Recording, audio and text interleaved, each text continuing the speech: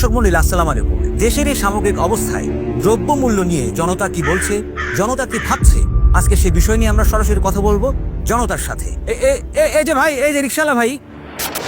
সরকার তো সরকারের বাপের টাকা উন্নয়ন করে না, আমার টাকায় করছে।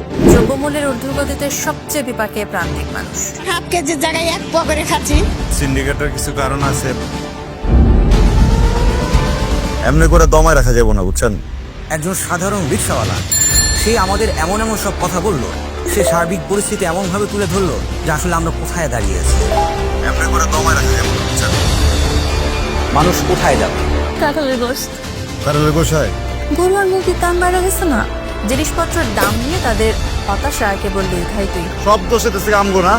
আমরা যদি বাংলাদেশের শ্রমিকরা আছি, আমরা যদি হাত পেরে 10 টাকা বেশি চাই, আপনার গায়ে লাগে জায়গা, আমরা নাকি সিন্ডিকেট করি। আর আপনারা যে হাজার হাজার কোটি টাকা সবকিছু আওলাই লাগতেছেন ভাই, এটা কোনো কিছু না। আমরা তো কিচ্ছু জানি না ভাই, রিক্সাওয়ালা দেখে মূর্খ। হ্যাঁ, কিছু বুঝি না ভাই, বাংলা তো পড়তে পারি না নাকি? তুমি আমার বালটা বোঝো, বালটা। আমি শিওর স্যার ও পাকিস্তানি এজেন্ট স্যার হইতে পারে। ধনীরা দিন দিন ধনী হইতেছে, ধনী হইতেছে, আমরা গরিবের না খেতে খেতে মরে যেতেছি। রাজনীতি তো দাও তুমি। হ্যাঁ, এই যে ভাই শোনেন, আপা ইলেকশন আগে কি বলছিল, আমাকে 10 টাকা কেজিতে চাল খাওয়াইবো, সবজি খাওয়াইবো। আপা কিন্তু সব বাস্তবায়ন কিন্তু ঠিকঠাক মতো করে করছি। এ ভাই, কোন আপা?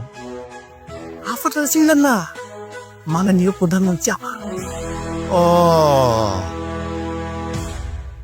বুঝে গেছি গা, এটি বাস্তব না, সব স্বপ্ন। ভাই শোনেন, এটাই বাস্তব। I love you. এই, পুরোটা স্বপ্ন ছিল। হ্যাঁ, নাম কি?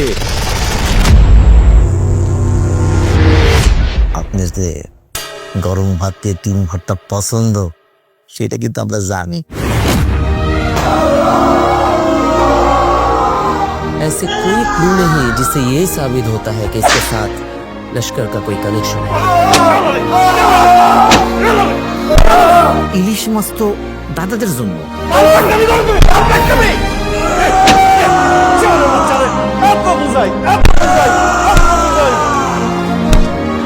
কে? পৃথিবীর কোন জুলুনি চিরস্থায়ী হয় না স্যার। আমি আমার আল্লাহর কাছে রিসার্চ দিলাম।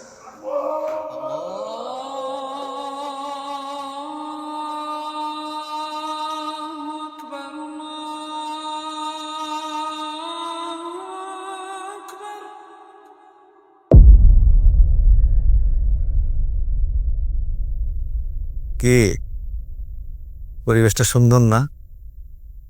কোনো হইচই আছে? হুজুর লাঞ্চ করে